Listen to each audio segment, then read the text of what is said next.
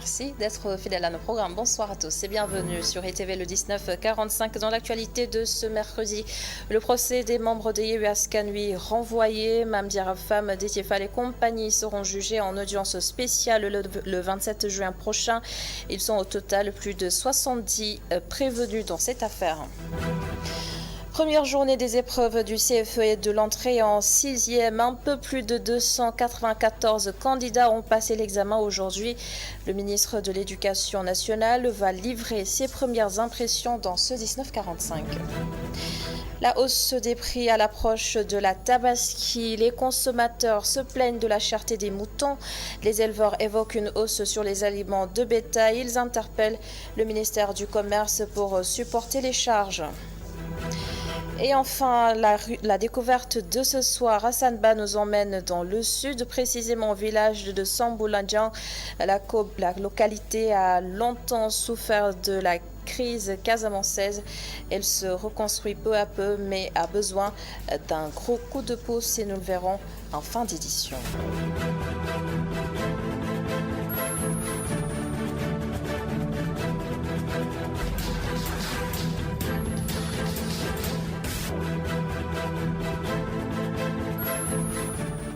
D'abord, ce démenti d'abord de la présidence de la République suite aux informations sur une supposée demande de l'Union européenne de reporter les élections législatives du 31 juillet prochain.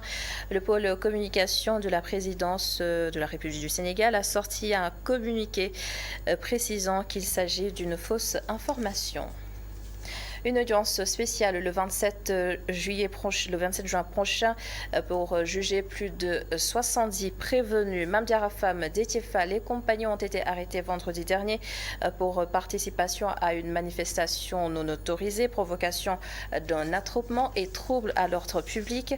Et pour le moment, leur avocat, maître Khouraï Cheba, n'a pas l'intention de déposer une demande de mise en liberté provisoire. Et pendant ce temps aussi, Dr Abdoul Aziz Mbouch du PRP, le parti de Déthié Fall, dénonce le silence du président de l'Assemblée nationale. Réaction aux croisés recueillies par Mamadou Sy et Augustin Mandan. Le tribunal de flagrant délit, dans son audience régulière de ce matin, devait juger de cette affaire des députés Déthié Fall et Mame Diarra Fam, ainsi que des nombreux co-prévenus qui avaient été arrêtés dans le cadre de la manifestation. Le président qui est venu, Mohamed Diop, a ordonné le renvoi au 27 en audience spéciale. Ce qui veut dire que, vous savez, aujourd'hui c'est une audience normale. Et le 27, il y aura aussi une audience normale. Mais quand ils disent audience spéciale, ils vont donc choisir un autre cadre, donc une autre salle. Ils vont donner à un autre juge, certainement de notre niveau. On n'exclut même pas que ce soit le président du tribunal.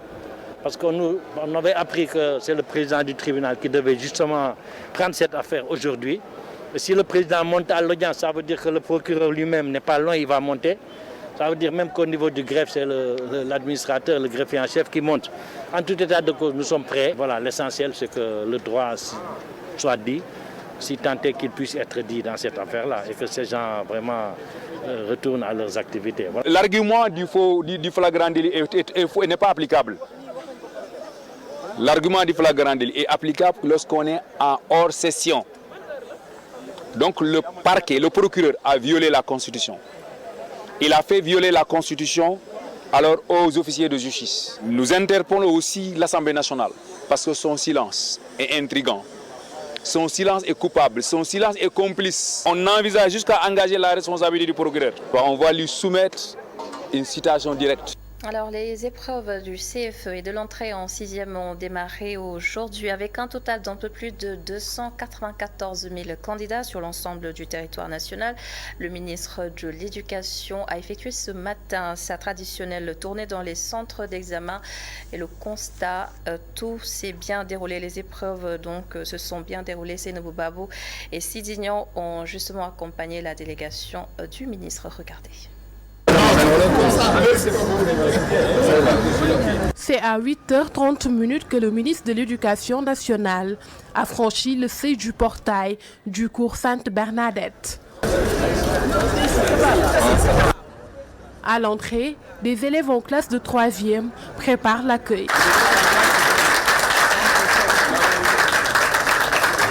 Le préfet, en compagnie du préfet de Dakar et de ses collaborateurs, Mamadou Talla a visité 2 salles de classe. Après le privé, cap à l'école publique Ahmadou Bamba Mbakhane Diop de Grand Dakar. Rien à signaler pour le moment dans ce centre. Selon le chef de centre, toutes les conditions sont réunies pour un bon déroulement des épreuves. Pour l'organisation, tous les surveillants convoqués sont présents. Dans chaque salle, il y a au moins 2 surveillants. Donc le nombre de copies reçues aussi est largement suffisant. On a même des réserves. Donc tout ça passe bien pour le moment. Il n'y a rien à signaler. En croire le ministre de l'Éducation nationale, tous les moyens humains, financiers et matériels ont été déployés. Il se dit satisfait de la première partie de la matinée. Alors le directeur des examens et concours a organisé cet examen pratiquement avec 20 000 surveillants au niveau national, plus de pratiquement 10 000 centres d'examen. Donc c'est un examen très compliqué parce que s'il est partout sur toute l'étendue du territoire, pratiquement 300 000, parce que 295 400 candidats, c'est beaucoup. Mais pour le moment, nous sommes très satisfaits de ce que nous avons vu. Encourageons et félicitons donc d'avance ceux qui sont en train d'organiser les examens et souhaitons également des résultats extrêmement positifs pour le système éducatif sénégalais. Ils sont au total 296 395 candidats à passer les épreuves du certificat de fin d'études et le concours d'entrée en 6e des élèves à la quête de leur premier diplôme. Et puisque l'on parle toujours des enfants, on va s'arrêter sur un phénomène qui nous interpelle tous, les enlèvements et les disparitions d'enfants. Des cas sont signalés au quotidien. C'est pour cela que des associations et ONG qui militent en faveur des droits de l'enfant ont organisé des campagnes de sensibilisation sur les violences et pratiques néfastes faites aux enfants. La campagne a démarré à Kaolakou. Nous retrouvons Adama Riastombaye. Lutter contre les violences faites aux enfants, c'est le principal objectif des membres de la coalition nationale des associations et ONG en faveur de l'enfant. Selon sa coordonnatrice régionale, le phénomène est récurrent dans la zone centre. Il y a la responsabilité des parents, parce que les parents ne communiquent pas assez avec les enfants.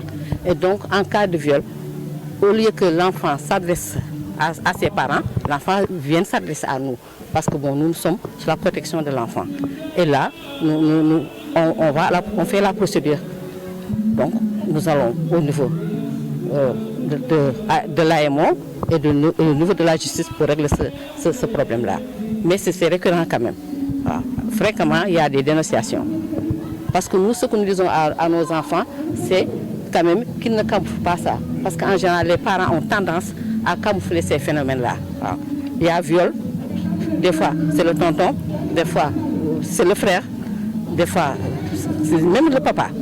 Parce qu'on a vu que c'est cas ici au niveau de la région de Kaolack. Et ils ne dénoncent pas parce qu'ils préfèrent camoufler ces problèmes-là. Donc, ce que nous disons à nos enfants, à chaque fois de dénoncer, il faut que les enfants apprennent à dénoncer. De l'avis de la principale du SEM de Sara Ndiougari de Kaolack, le volet de la sensibilisation doit être tenu en compte. À sensibiliser les jeunes filles dans leur maintien à l'école, parce que cette fille-là, c'est une couche très vulnérable, qui est exposée et qui est une société, une fibre hybride, qui ne sait pas là où elle va.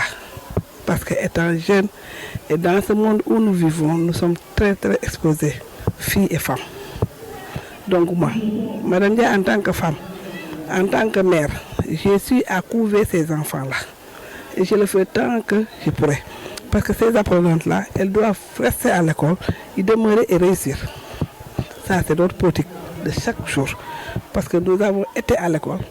Et c'est l'école publique qui nous a formés jusqu'à ce que nous devenons ce que nous sommes aujourd'hui. C'est le quartier de Sara Ndiougari qui a été choisi pour abriter la campagne de sensibilisation sur les violences et pratiques néfastes affectant les enfants. Merci beaucoup Adam Assa. Retour sur Dakar. La Tabaski se prépare, mais elle aura lieu dans un contexte d'inflation. L'aliment de bétail a également connu une hausse et cela risque malheureusement de se répercuter sur les prix des moutons. Les éleveurs interpellent le ministère du Commerce. Voyez ce reportage d'Aïssatou Kane et Augustin Mandon réalisé à Soumbédioune. Tengadé sur la tête pour se protéger du soleil, ces moutons autour, cet éleveur débourse au moins 13 000 francs pour un sac d'aliments de bétail. Franchement, les éléments de bétail coûtent très cher. Par exemple, le son qui coûtait 6 500 francs est maintenant facturé à 21 500. Tout ce qui coûtait 8 000 francs coûte entre 13 000 et 14 000 francs.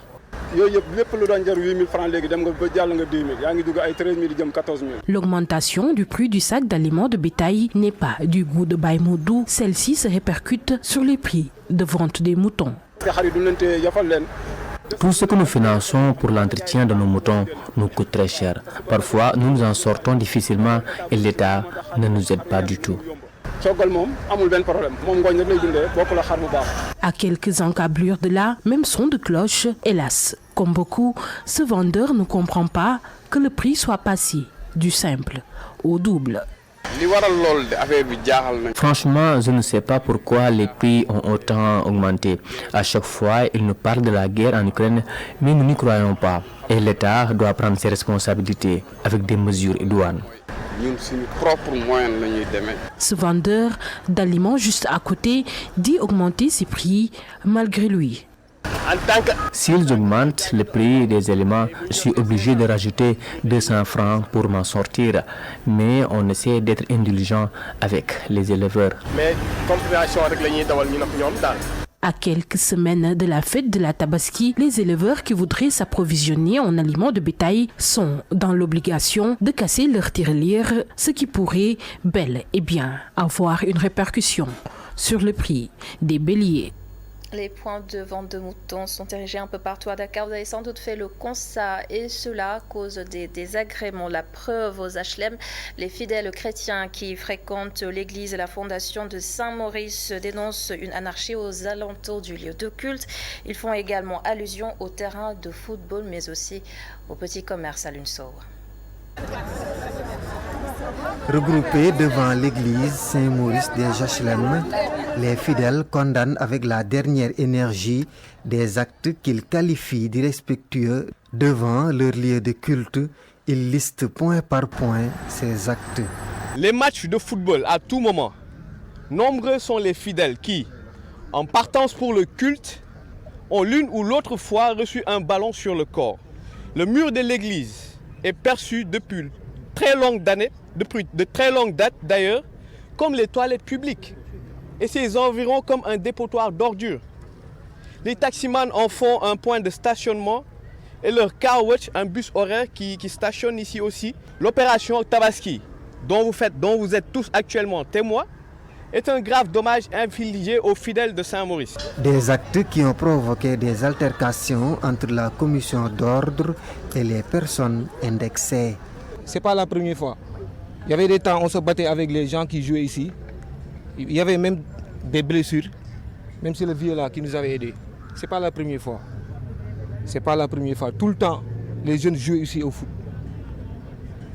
Pendant la messe. Il est temps de respecter tous les lieux de culte selon le président du Conseil national du laïcat. Sur un ton ferme, notre interlocuteur interpelle le président Macky Sall. Nous voulons nous adresser personnellement au président de la République qui, je crois, respecte ses dispositions. Et nous sommes sûrs que quand il va entendre notre message, il prendra toutes les dispositions pour que ce qui se passe à Saint-Maurice ne se passe plus jamais. Et si vraiment une résolution diligente n'est pas notée, nous comptons passer à une vitesse supérieure. Les fidèles de l'église, la fondation de Saint-Maurice, sont très remontés contre l'occupation de la devanture de leur sanctuaire. Ils interpellent les autorités pour que des solutions soient trouvées le plus rapidement possible. Merci beaucoup Alioune Sow. Actuellement dans les rues de Dakar, le spectacle de casseroles semble démarrer. Vous êtes sans doute en train d'entendre le bruit des casseroles et puisqu'il est 20h, Alioune Sow sera avec nous dans quelques instants dans cette édition pour justement nous décrire l'ambiance dans les rues de Dakar. Mais en attendant, dans le reste de l'actualité, après la sortie des agents municipaux de Rufisque, la section CNPS de la ville a apporté des précisions. Elle assure que l'intégration des fonctionnaires locaux est en cours. Les explications du secrétaire général de l'intersyndicale Mbaïsao recueillies par Babacar Seck depuis Rufisque. Je ne partage pas entièrement, ma collègue et moi, les idées qui ont été dégagées là-bas. Je crois que c'est dû simplement au fait que nos camarades ne sont pas très bien informés par rapport à la situation. Ils prétendent être membres de l'intersyndicale nationale, ce qui n'est pas exact. Un autre point, c'est qu'ils ont parlé, ils ont fustigé la fonction publique locale, les lenteurs de la fonction publique locale. Alors que moi-même, ma collègue et moi, on est convoqués le jeudi au niveau du ministère pour mettre la dernière main sur la fonction publique locale. L'autre information de taille, c'est que le directeur de la solde est en train de procéder à l'intégration des fonctionnaires locaux, ce qui veut dire qu'on ne peut pas parler de non-avancement de cela. L'autre point est relatif à l'augmentation des salaires. Ce qui se passe, c'est qu'il y a une augmentation des indemnités. Et les indemnités sont alliées à des fonctions bien définies. Donc ce qu'on peut faire, c'est de parler de l'augmentation du point indiciaire qui doit passer de 56,46 à 56,46.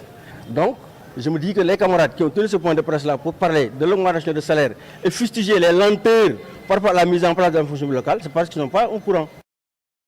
Quelques actualités internationales présentes en images. En Afghanistan, au moins 1000 personnes ont été tuées dans un tremblement de terre survenu dans le sud-est de l'Afghanistan, près de la frontière avec le Pakistan. Les autorités craignent que le bilan s'alourdisse. On dénombre des centaines de blessés également. Des hélicoptères ont été déployés dans le cadre des opérations de sauvetage pour atteindre les blessés, acheminer des fournitures médicales et de la nourriture. La dépouille de Patrice Lumumba est arrivée en République démocratique du Congo aujourd'hui. Ce retour marque le début d'une tournée d'une dizaine de jours à travers le pays, l'occasion de rendre enfin hommage au premier ministre congolais assassiné il y a plus de 61 ans. Une centaine de personnes ont assisté à l'ensemble des commémorations en Belgique, une première étape signant le retour définitif du héros national en terre congolaise après 61 ans d'attente. La suite de cette édition.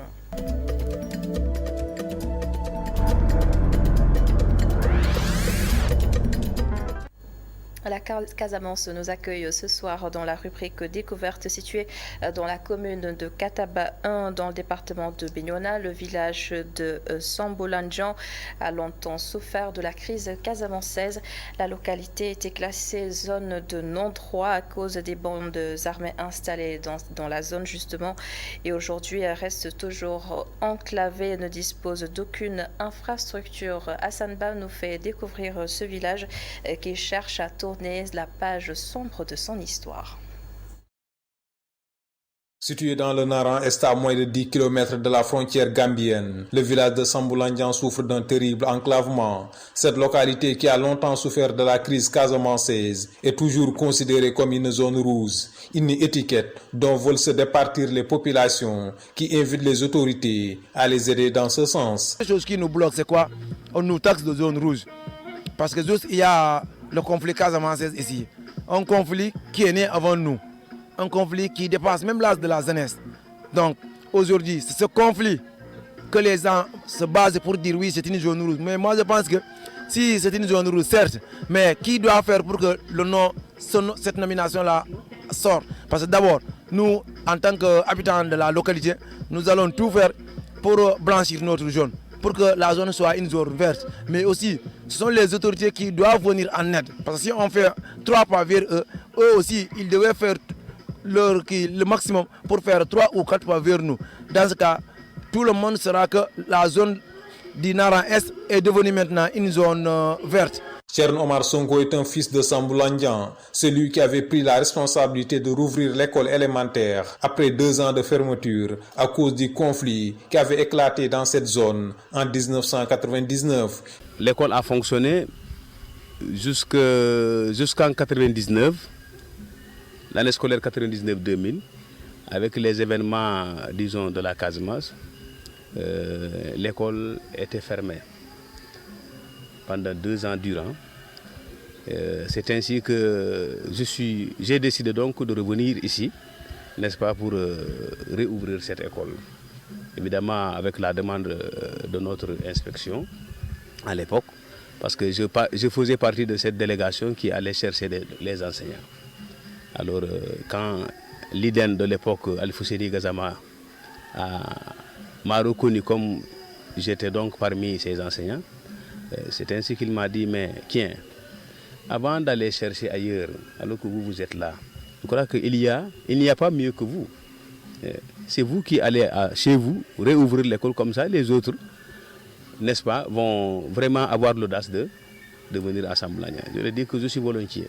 L'insécurité qui a longtemps sévi dans cette zone fait que Samboulandian manque presque de tout, mais c'est l'absence de route qui pose le plus de problèmes aux populations. Pour évacuer les malades vers la localité la plus proche qui est Darussalam Chérif, c'est la Croix et la Bannière, surtout en période d'hivernage. On n'a pas d'hôpital ici. Maintenant, si on a des malades, surtout quand on veut les évacuer à Darussalam Chérif, on rencontre beaucoup de difficultés pour arriver là, parce qu'on n'a pas de route, on n'a pas de moyens de transport. Vraiment, c'est une zone très enclavée. L'accès à l'eau potable aussi est un véritable casse-tête. Ici, on s'approvisionne au niveau des puits. Conséquence, les effets se font sentir sur la santé des populations.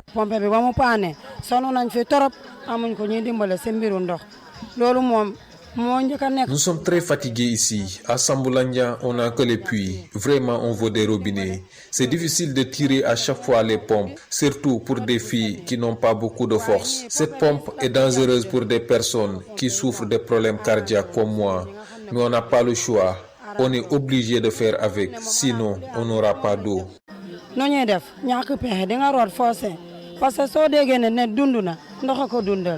L'absence de l'électricité aussi constitue un coup dur pour le village, surtout pour la maternité, qui n'a aucun matériel fonctionnel pour prendre en charge les nombreuses patientes qui la fréquentent. Nos difficultés, l'éclairage et des matériels d'accouchement, pose de bébé, tensiomètre, tout, on n'en a pas. Pour accoucher des femmes, on prenait des lampes torches. C'est les lampes torches que j'ai acheté pour faire l'accouchement. Parce qu'on n'a pas de courant, on n'a rien. Il y a 3 villages qui viennent ici, comme Sissana, le village de Sissana et le village de Barguessé et le village de Poukine. Lors du congrès villageois organisé il y a quelques semaines dans la zone, les populations ont remis un mémorandum aux autorités pour les rassurer de la situation de cette zone, mais aussi pour réclamer des infrastructures dont la plus pressante reste la route.